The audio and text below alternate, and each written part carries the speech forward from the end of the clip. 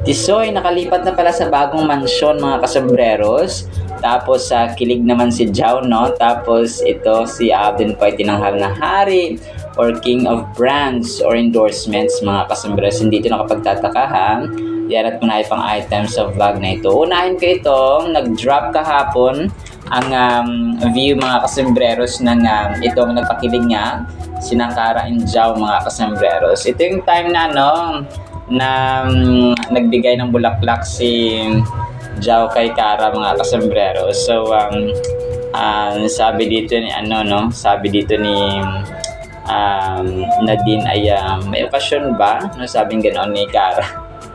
Tapos sabi naman ni Jao, wala, gusto lang kitang bigyan ng bigyan ng flowers or bulaklak mga kasos. Tapos sabi naman ni Kara, Jao, hindi ako sanay na na baby girl nothing has to change just because. Tapos medyo nalungkot siya dito, Tapos anniversary ng Katig. Ito na pala yung time na nag-prepare sila, Akala ko fiesta mga kasambreros. So anniversary ng Katig. Tapos ito pala yung time na sumayaw-sayaw ang nagbudots-budots mga kasambreros, kasama ang Kara Jao mga kasambreros. So sobrang kulit lang nila dito, So just when everything feels right.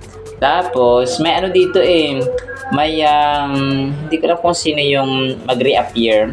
Sabi niya tapos parang Caitlyn, parang parang okay.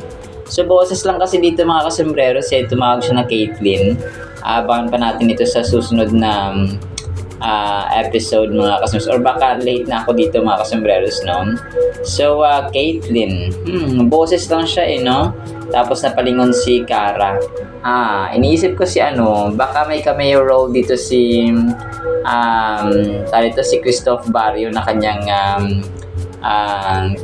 fiancé ako lang iniisip ko lang ito mga kasambreros, baka pinasok nila dito si Christoph mga kasambreros. So yun lang naman ay aking parang speculation or expectation mga kasambreros na baka pinasok nila dito sa eksena si Christoph Barrio. So nevertheless ay aabangan natin kung sino yung parang ang point dito ng view ay kung kailan parang okay na ang lahat na nagkaka-develop pa na si Kara and Jao, ay saka naman dumating itong may magre-reappear. Baka ex ito, baka si Jao, di ba, may ex si Ali. Tapos ito naman may ex naman si Nadine mga kasambreros or si Kara. So yun yung iniisip ko mga kasambreros. Pero abangan na lang natin yan mga kasambreros. Tapos next items natin, si Ren Padora, nag-drop din siya ng mga random photos nila ni Alden doon sa event ni Alden niya kahapon sa Pampanga, or nung nakarang araw sa SM City Pampanga mga kasambreros. So nakakatuwa at nakakulit tong dalawang to mga kasambreros, kasi minsan kunwari binibidyohan ni Ren Padora si Alden, tapos sabi niya, oy, niyo naman gagamitin niyo naman ako sa sa vlog at content ninyo, ganun. So sobrang kulit na ng sobrang kulit lang ng dalawang ito mga kasambreros.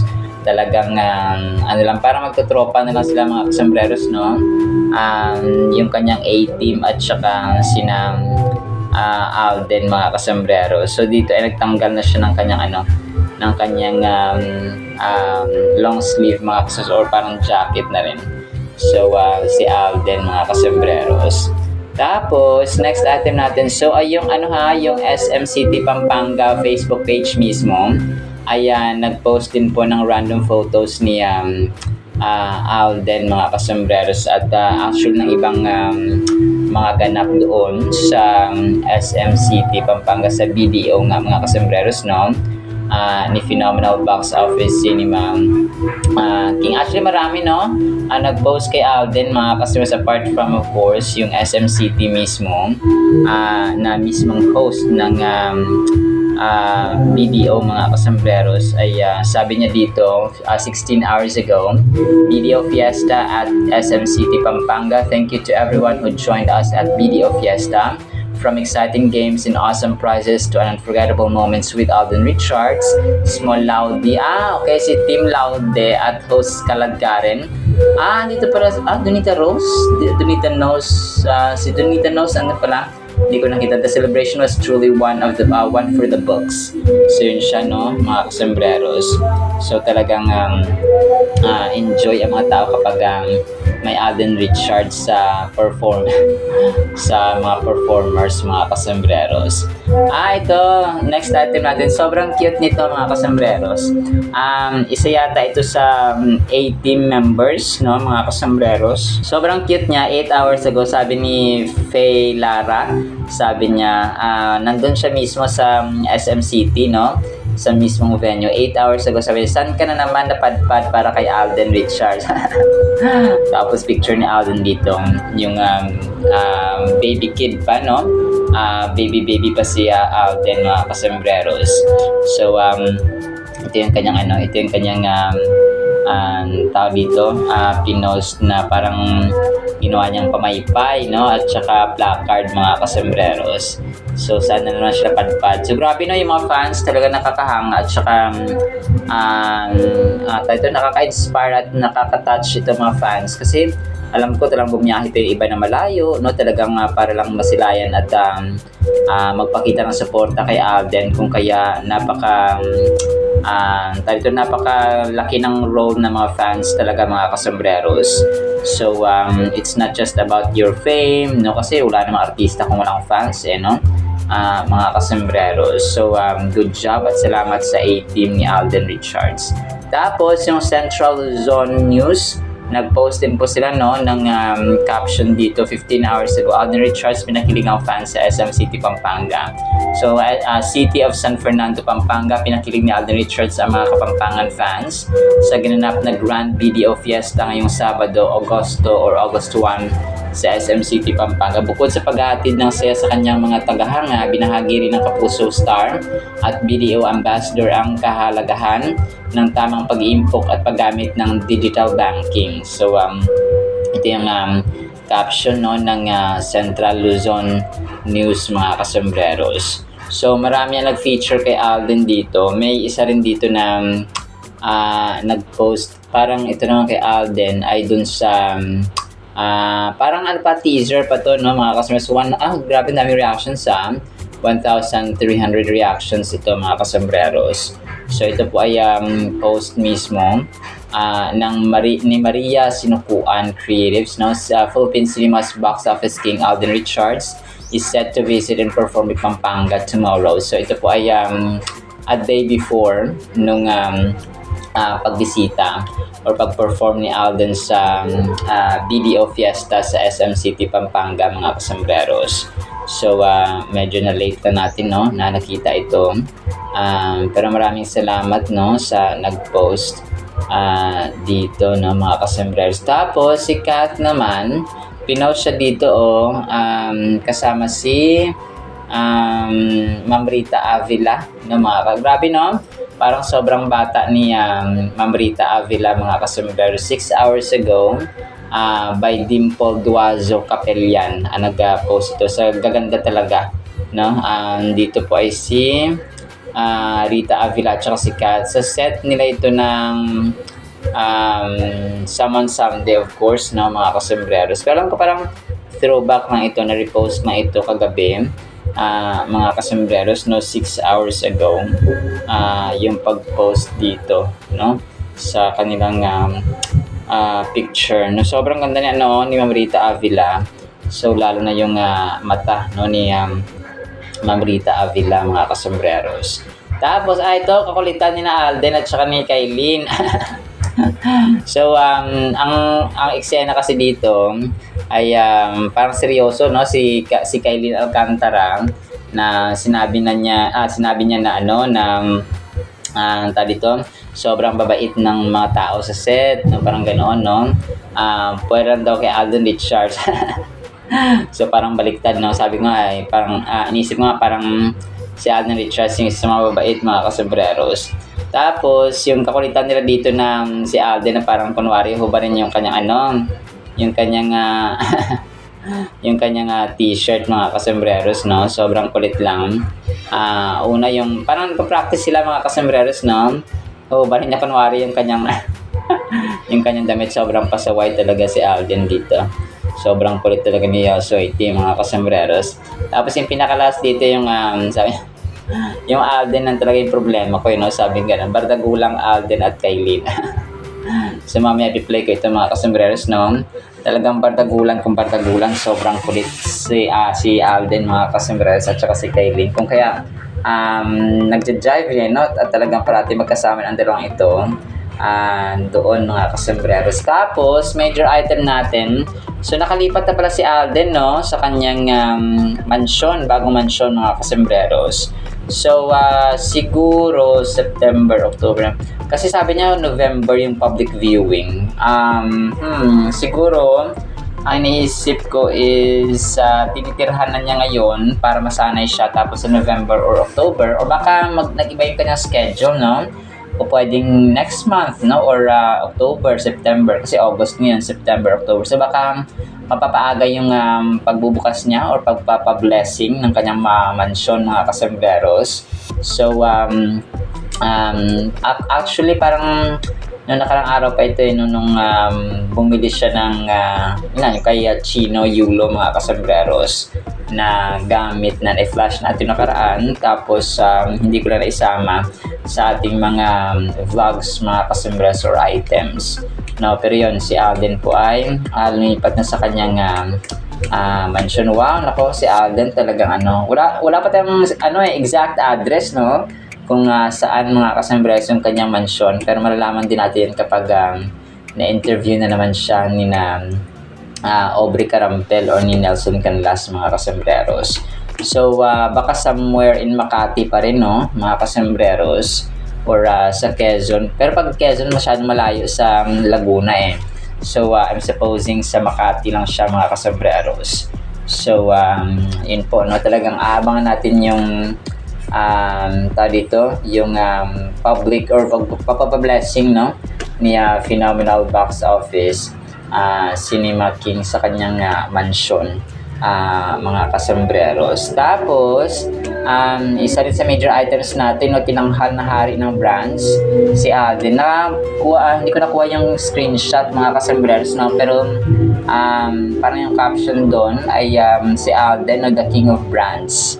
Talagang King of Brands, no? Hindi na ito nakapagtataka na siya hari ng endorsements mga kasembreros, kasi hindi lang parang ngayong taon yata marami ang pumasok sa kanya, no? From special line clear braces, tapos yung sa BYD, mga bago yun, yung Frutas, yung sa, pasensya na po yung nag-video, okay, Frutas, may sa Solar, no, Solar Joe mga kasembreros.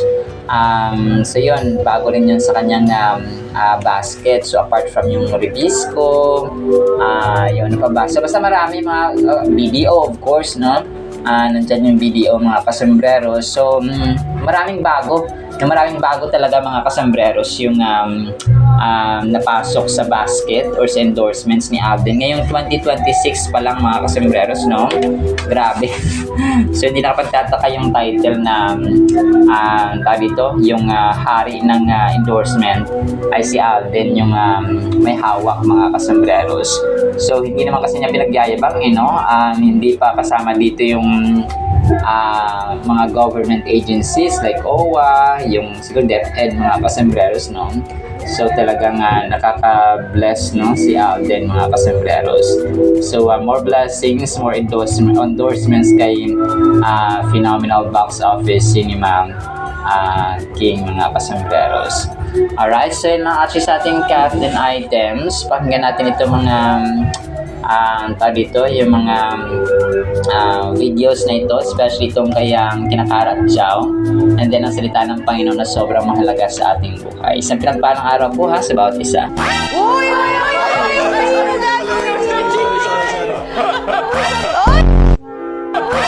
hindi mo gagawin yun yung mga bata. Very good night. Alden lang talaga yung problema ko eh. May baby powder mo kasi kami baby powder. Lagi, di ba? Marjo na adlaw. May okasyon ba? Wala naman. Gusto lang kitang bigyan ng bulaklak. Joe, hindi ako sanay ng bine-baby girl. Nothing has to change just because.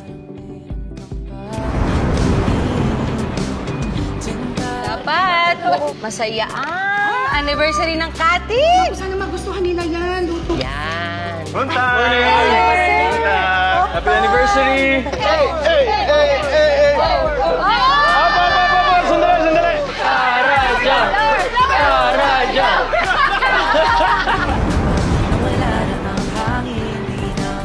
Ano ba yan? May ginagawa pa ako parang. sir. Caitlin. Napakaganda po ng ating Word of God mga kasombrero. Sana po ay patapusin natin. Ang title po ay Mapapahiya Sila. Parang tunog paghihiganti, no? Psalms 46 or Psalms chapter 6 verses 9 to 10. The Lord has heard my cry for help. The Lord receives my prayer. All those who hate me will be ashamed and worried.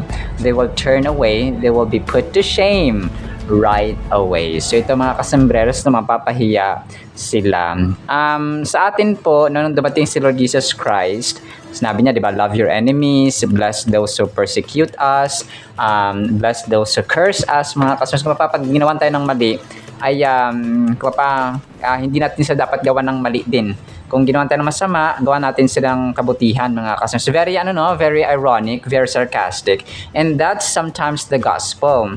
Kasi ang standards ng mundong ito, yung sinusunod ng mundong ito, ay hindi kapakabaliktaran dun sa sinasabi ng Biblia.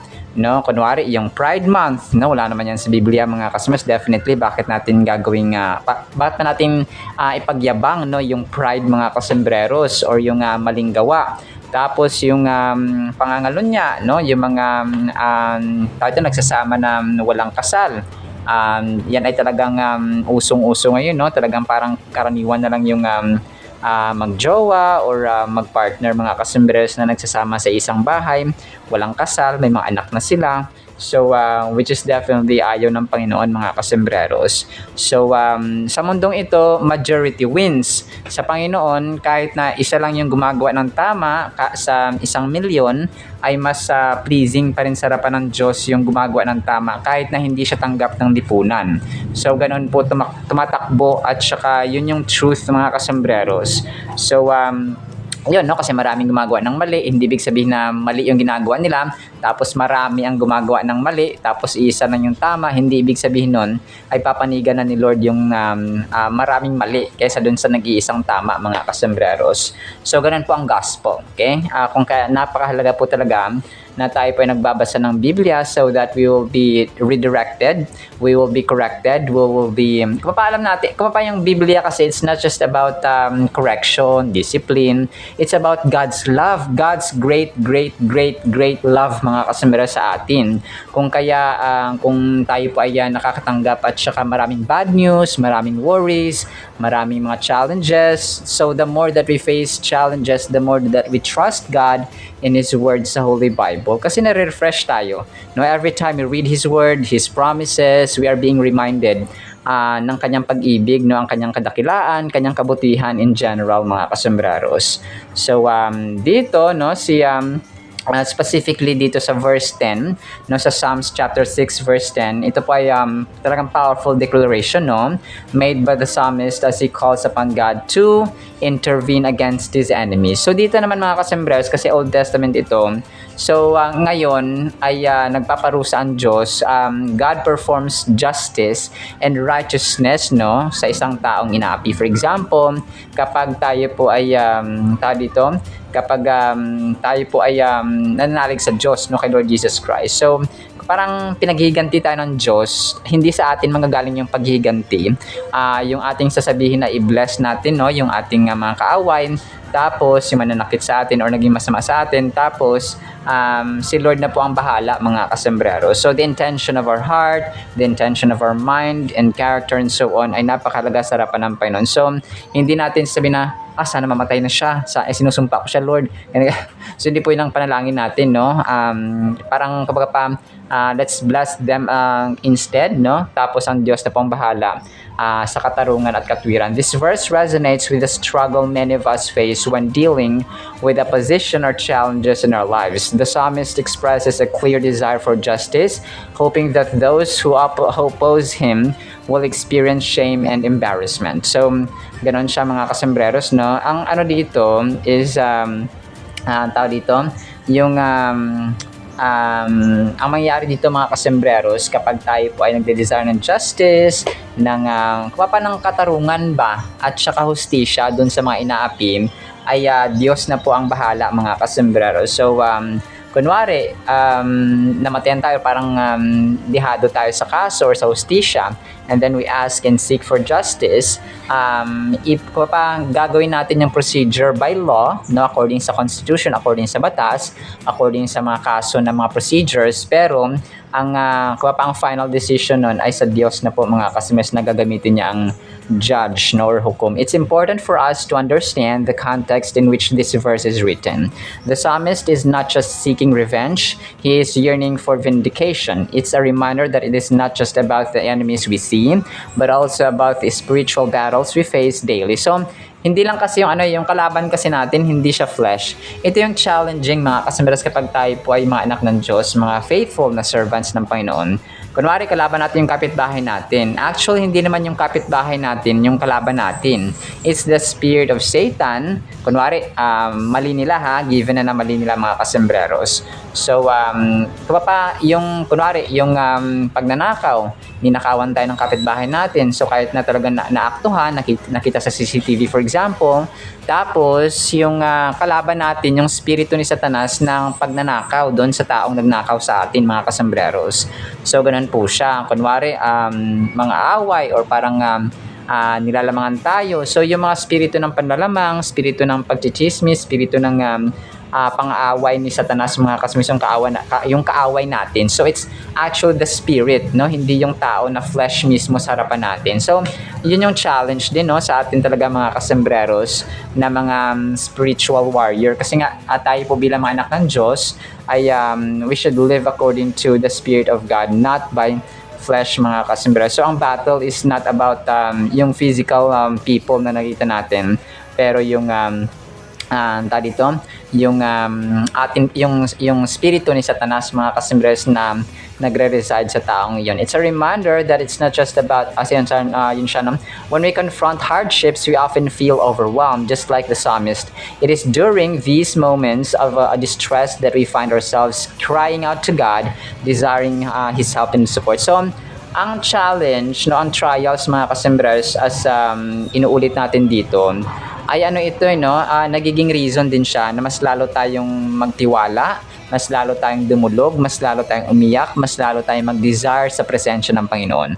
Kasi 'di ba, kapag ang buhay ay hayahay, hindi naman tayo umiiyak na parang ganto ganyan mga kasembreros. So umiiyak lamang tayo kapag tayo po ay alam mo yon, kapag tayo po ay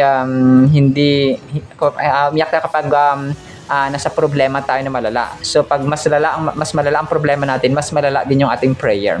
So often we pray mga kasembreros kapag tayo po ay nakakaranas ng problema sa buhay. As the psalm unfolds, the psalmist seeks God's healing and deliverance. This is essential for us to grasp because it shows that in moments of desperation, the psalmist doesn't just cry out against his enemies, he also seeks a deeper connection with God.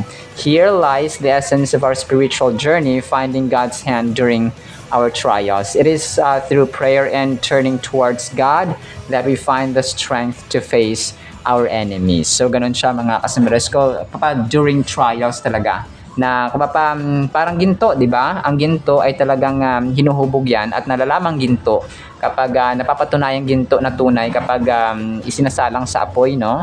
Or pinapadaan sa apoy. So, ganun din po ang ating pananampalataya at pananalig sa Diyos. So, kapag tayo ba may problema, aalis ba tayo sa presensya ng Panginoon? Isusumpa ba natin ang Diyos? Because kahit naglilingkod tayo ay nakakaranas tayo ng struggles? Definitely not, no? We should do the opposite. Instead of turning away from God, we should turn to God mga kasembreros every time we have trials and challenges. So, hindi lang trials and challenges. So, ang relationship natin sa Panginoon para mag-asawa, no? Para mag-asawa yan mga kasos. Hindi ibig sabihin na wala kayong kanin ngayon, wala kayong asin, ay lalayasan mo na yung asawa mo.